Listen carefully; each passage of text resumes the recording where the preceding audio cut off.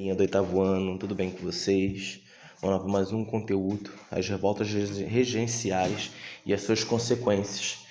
Nós falamos do período regencial no vídeo passado e agora nós vamos falar como desse período regencial, né, que foi marcado por uma grande disputa política, né, mas também uma agitação social intensa, que acabou resultando nas revoltas regenciais.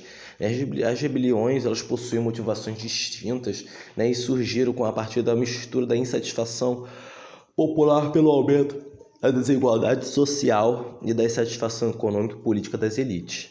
Nós temos a cabanagem, a balaiada, a sabinada e os farrapos, né, cada uma acontecendo em um estado do Brasil, tá? E vamos falar cada uma dessas devagar.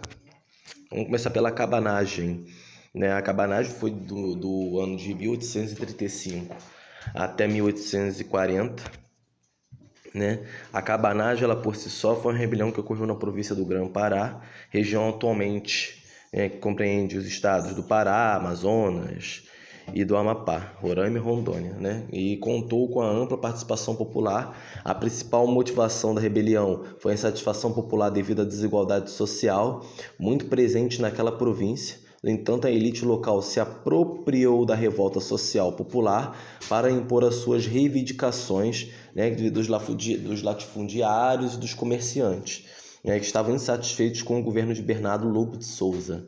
Os cabanos, gente, a população era pobre, maioria indígena, né, e mestiça, que morava nas cabanas nas margens dos rios. Tomaram Belém, a capital da província, né, entre os dias 6 e 7 de janeiro. A elite local se uniu aos cabanos revoltosos e então passaram a exigir a independência da província do Grã-Pará, tá? Liderados por Antônio Vinagre e Eduardo Angelim. Os rebeldes, eles tomaram o palácio do governo em Belém, executaram o governador Bernardo Lobo de Souza e nomearam Félix Antônio Clemente Malcher como presidente do Grã-Pará. Além disso, o tenente-coronel Clemente Malcher era um latifundiário, por isso seus interesses estavam ligados às classes dominantes e não às populares. O conflito seguiu. Então, os cabanos tomaram o poder, O governo lhe respondeu de forma violenta, iniciando então uma guerra sangrenta entre as tropas do governo e os cabanos, resultando na morte de cerca de 30 mil pessoas. E a rebelião durou 5 anos intensos de combates, acabou sendo suprimida pelo governo regencial. Revolta dos Malês, do ano 1875, começou na capital da Bahia, foi tomada por um levante organizado por aproximadamente 1.500 negros escravizados e libertos. A rebelião ocorreu em Salvador e podemos destacar como as principais reivindicações: o fim da escravidão, não imposição do catolicismo, tá? E a implantação de uma república islâmica. Eu destaco para vocês também, acho que os principais participantes da revolta eram escravos de ganho, Isso aconteceu pois esses escravos estavam sempre pela cidade comercializando os produtos e prestando serviços. Ficou mais fácil organizar o movimento. A revolta dos Malês, gente, ela foi uma rebelião importantíssima dentro da história no período regencial, porque principalmente por ter sido organizada por negros escravizados. O levante durou apenas um dia, foi durante o sufocado pelo governo regencial, resultando muitos mortos, presos negros libertos e exilados para a África. Mesmo tendo sido reprimida rapidamente, a revolta dos Malês, ela causou receio a autoridades, de grandes fazendeiros, uma vez naquele período existiam cerca de 27 mil escravos somente na capital de Salvador. Assim sendo, o governo local, para evitar outras revoltas do tipo que decretou leis proibindo circulações de muçulmanos no período da noite, bem a prática das cerimônias religiosas. Sabinada, do ano 1837 a 1838, pouco depois da revolta dos Malês, ocorreu uma nova rebelião na Bahia. No entanto, esta revolta ocorrida em 1837 e 1838 foi organizada por militares integrantes da classe média. Os revoltosos eram por militares integrantes da classe média, impostos pelas políticas administrativas pelo governo regencial.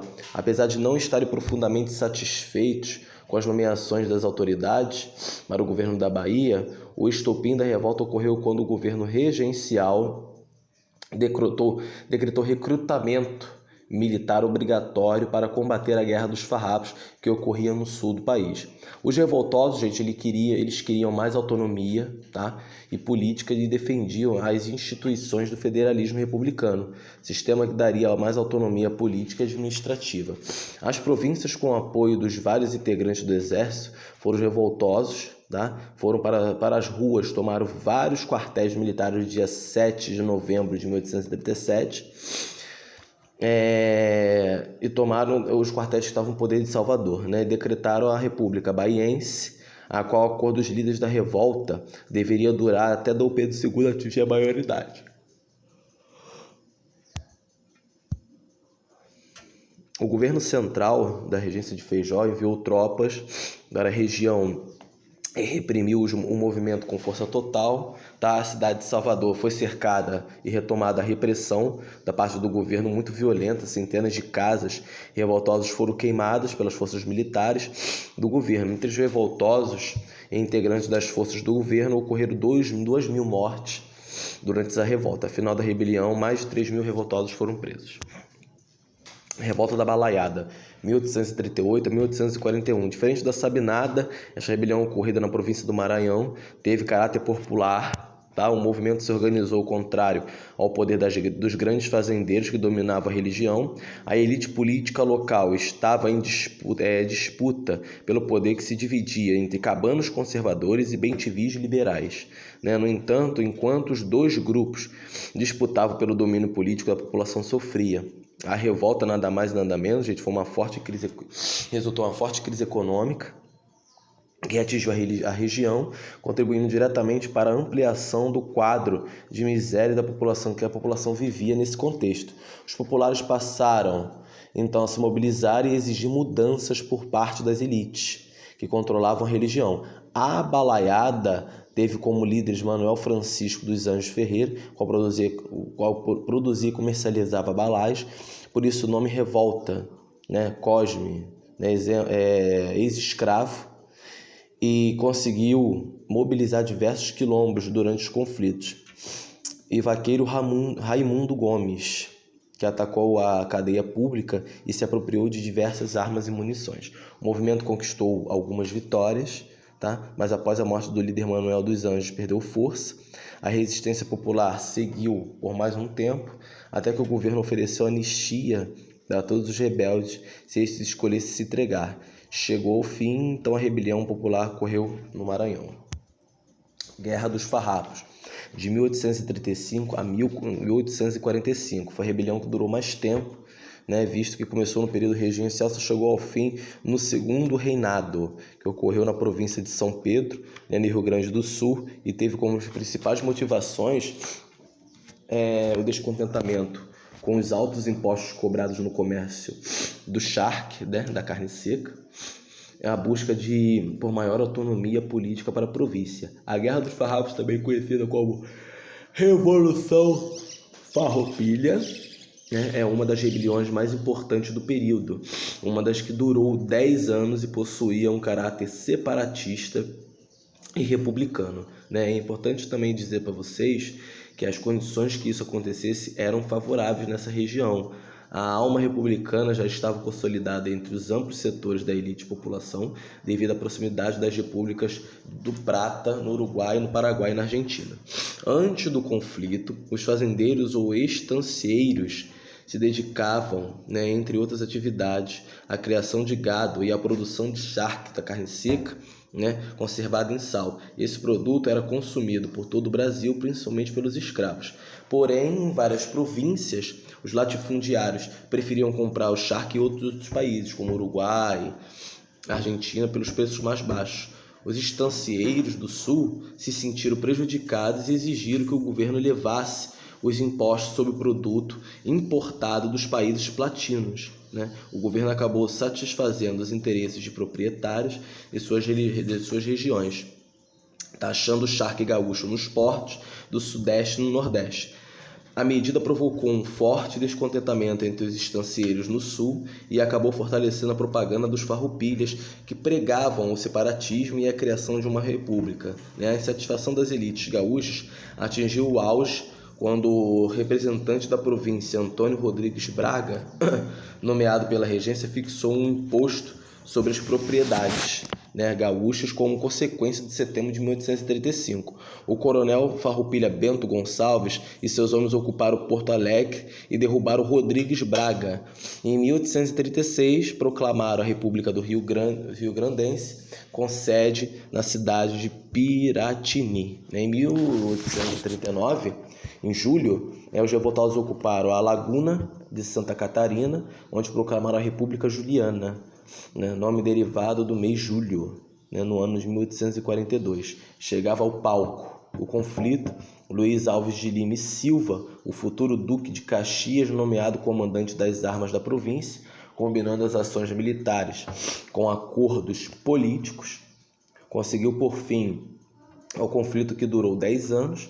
Para pôr fim ao conflito, o futuro duque de Caxias propôs os seguintes acordos: os rebeldes foram anistiados, todos os oficiais da farroupilha foram integrados ao exército brasileiro na mesma patente que ocupavam nas tropas rebeldes. O governo central manteve um imposto introduzido em 1840 para tentar apaziguar os ânimos da província, que 25% da importação do charque proveniente dos países de prata.